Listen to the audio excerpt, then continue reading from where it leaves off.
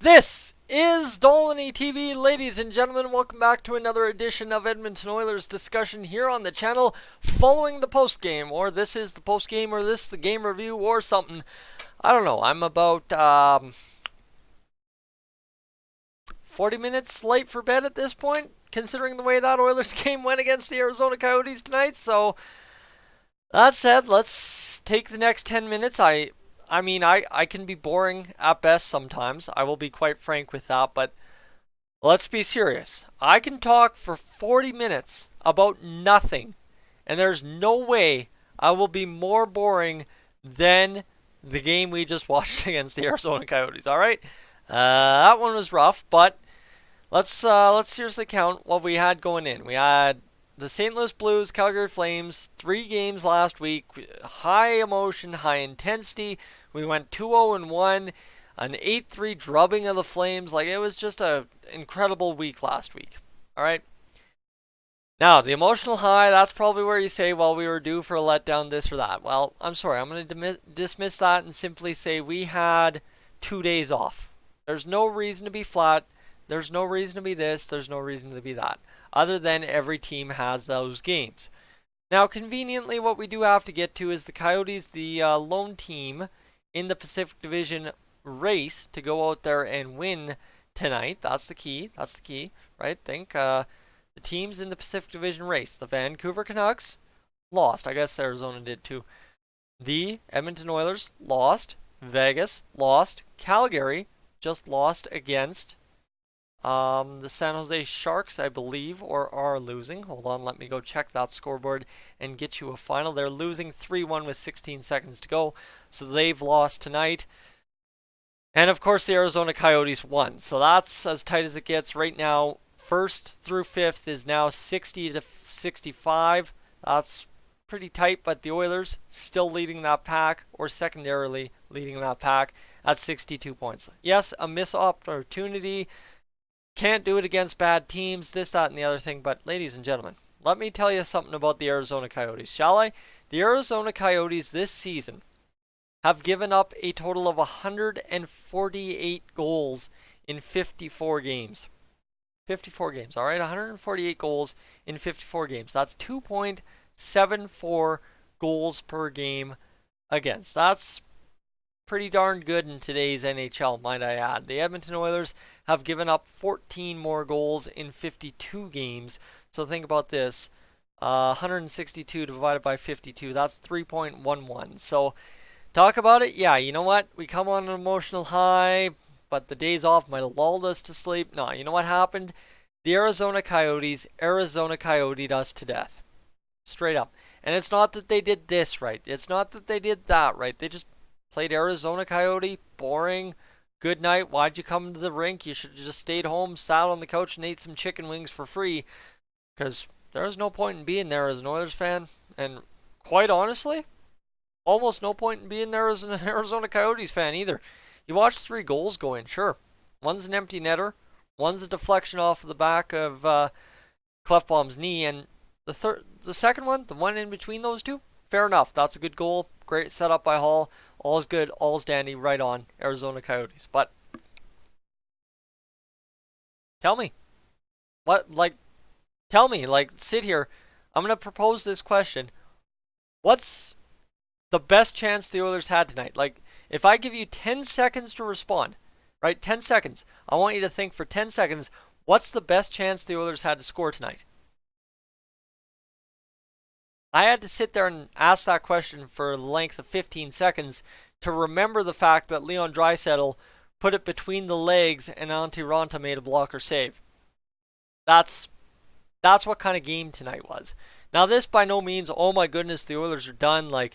There is absolutely no need to overreact in this hockey game, because what I'm going to tell you is the Edmonton Oilers and shutouts haven't exactly been a word as of late or over the course of a lot of this season, quite honestly. So 8-3, right? So Arizona, 3-0 victory. We did not get shut out once in January, right? So that's good. No shutout losses there.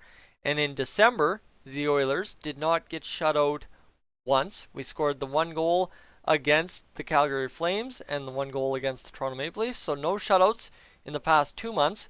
Pittsburgh, Arizona, St. Louis. Edmonton won 4-0, got a shutout against New Jersey. Nothing against Anaheim, nothing there, nothing there, nothing there, nothing there. Okay, am I about to tell you a stupid fact of the Edmonton Oilers season? No, I'm not, because ladies and gentlemen, it's only the 3rd time this season the Oilers have been shut out, and one of them was a shootout victory in which we also shut out the Winnipeg Jets. So technically speaking, how does that work? So 2*3 shutouts on the season for the Oilers, and it's the first one in a long while. Like, think about where we were in October then, and it's good. And what happened in those games against Winnipeg and those games against Minnesota? I mean, that's a long time ago. I'm asking you to remember we were coming off the high of a 7-1-1 stretch, right? Like, times couldn't have ever been better in Edmonton, apparently. That said, I'm asking you to remember back to those games against Winnipeg, Minnesota, right? Back in mid-late October. They just played boring hockey. Nothing happened. It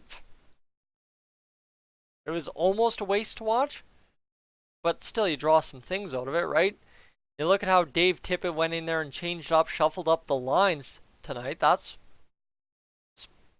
maybe noteworthy. Maybe we'll see Tyler Benson on Thursday against the Sharks. I don't know. Possibly. We might find out. Who knows at this point? I thought we would have seen him tonight. Now I could sit here and tell you, well, we should have seen him tonight and this, that, and the other thing. That's another discussion to be had in a video when we send him down without him playing in games, right? That's, quite frankly, that's where we'd be sitting with that. But I don't know. Like, I'm sorry if I'm being boring, but it was quite boring tonight, and I just have to sit here and tell you about it. And realistically, the last thing we have to talk about for the last 3 minutes is just the simple fact: Josh Archibald, guys, he had like 3 block shots and 5 hits at one point this game. In the 3rd period, he had an incredible diving save to cover up for Mikko Koskinen. That was incredible. Highlight on the defensive end, and Clefbaum with some incredible blocks as well, other than the one that went into our own net. And Mikko Koskinen, I said that name. Mikko Koskinen, a fantastic effort tonight. Realistically, he's going to get 2 goals against him. So 2 goals on, I believe it'll be 27 shots. So give Mikko Koskinen a big, fat, greasy 900 plus save percentage tonight in a losing effort, in a shutout losing effort, I guess you could say. And let me get those stats for you, because there's really not much to talk about from the Oilers' point of view, so I don't need to tell you anything there. A 923 save percentage for Mikko Koskinen in a 2-0 loss. I think if you're looking for a bright spot as an Oilers fan, right there you found it. Mikko Koskinen. Now, let's do the math. Because he's played a little bit against Calgary. I believe he had 8 saves against Calgary, so you talk about the math right there with the shots. That's 26. That's 34 shots. So he's allowed 32 shots on, or 32 saves on 34 shots. That's a 941 save percentage in his past 2 games.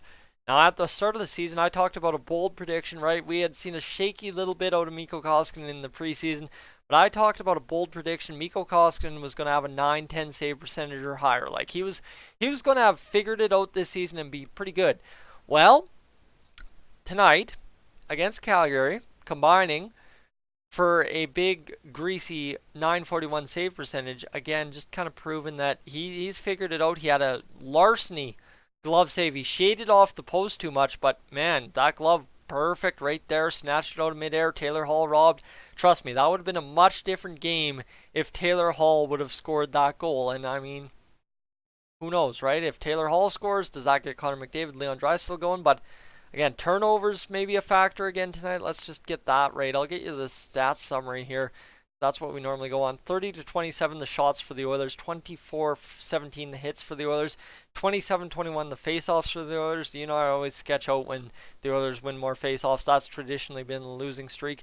9-8 for the Oilers in the giveaway department, so turnovers, right? 4-2 the takeaways, the Coyotes playing their sticks tough. 21-17 the block shots. So guys, literally everything, absolutely everything tonight was getting blocked in between these two teams. You think about that, right? Talk about those block shots. If you average them down to 10 each apiece, while the Arizona Coyotes would have given up 11 more shots, which would have given the Oilers 41. And talk about the Oilers giving up 7 less, that would have given the Arizona Coyotes 34. And suddenly, yeah, we're probably talking 2 or 3 more goals in this hockey game. Guys, I'm going to go to bed. I'm going to wake up tomorrow. I'm going to go to work tired. I know I can already tell you that because I'm very tired as it is now. This video will be up at about 10 o'clock and that'll be it. And we'll talk Oilers hockey, whatever's going on tomorrow. And if not, we'll find something to talk about because that's what we do. I'm Tyson, this is Dolynny TV. Thanks so much for tuning in, guys. I'm up on out of here.